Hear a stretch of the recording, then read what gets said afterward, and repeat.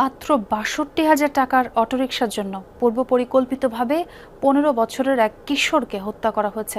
নগদ টাকার জন্যই অটোরিকশা ছিনতাই করে চালক মিলনকে হত্যা করে আসামিরা। খুনিরা মিলনের পূর্ব পরিচিত ছিলেন বলেও জানান সংস্থাটির কর্মকর্তারা। বছর ২৯ ডিসেম্বর গ্যারেজ থেকে অটোরিকশা নিয়ে বের হয় ১৫ বছর বয়সী মিলন। এরপর থেকেই নিখোঁজ সে।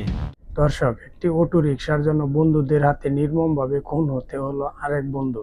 চলুন ভিডিওর মাধ্যমে বিস্তারিত তথ্য জেনে আসি। এখানকার লোকজন ওখানকার ৩৮ টুকরা হাড় এবং কিছু পরিহিত জামা কাপড়, জিন্স ছিল টি শার্ট, এটা দেখে সাভার থানায় খবর দেয়, যেখানে একটা অজ্ঞাতনামা ব্যক্তির ৩৮ টুকরা হাড় পড়ে আছে। যথারীতি সাভার থানা থেকে ওখানকে ভিজিট করা হয়। ভিজিট করে ওখানে এই ৩৮ টুকরা হাড় প্লাস পরিহিত যে টি শার্ট এবং জিন্স এটা জব্দ করেন। তখন এই ভিকটিম মানে হচ্ছে মিলন হোসেনের মা ওই ঘটনাস্থলে যান এবং গিয়ে ভিকটিমের পরিহিত পোশাক, টি শার্ট এবং জিন্স দেখে শনাক্ত করেন এটা তার ছেলে।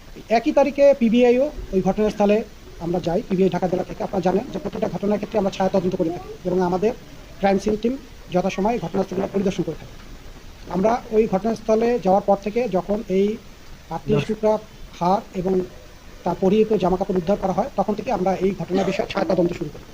আমাদের পিবিআই প্রধান অতিরিক্ত আইজিপি মহোদয়ের নির্দেশনায় আমরা শুরু থেকেই এই মামলাটা নিয়ে তদন্ত অব্যাহত রাখি এবং বিজ্ঞ আদালত এবছরের ১ জানুয়ারি মামলাটা আমাদের কাছে হস্তান্তর করে। যেহেতু আমরা প্রথম থেকে এটা নিয়ে ছায়া তদন্ত করছিলাম, আমরা মামলার ব্যাপারে প্রথম থেকে ওয়াকিবহাল ছিলাম এবং ঘটনা নিয়ে আমরা একটা টিম ওয়ার্ক শুরু করি পিবিআই ঢাকা জেলা থেকে এই মামলার রহস্য উদ্ঘাটনের জন্য। পরবর্তীতে আমরা এটা তথ্য প্রযুক্তির সহায়তা নিয়ে স্থানীয় সোর্স নিয়োগ করি যে অটোরিকশা যেহেতু ছিনতাই হয়ে গেছে, এই ধরনের কোনো লোকের সাথে সংযুক্ত থাকতে পারে। এক্ষেত্রে আমরা বিভিন্ন জেলায় অভিযান পরিচালনা করি, কিন্তু পরবর্তীতে বিশ্লেষণের মাধ্যমে আমরা এক ব্যক্তিকে ধরতে হয়, তার নাম হচ্ছে রনি মিয়া।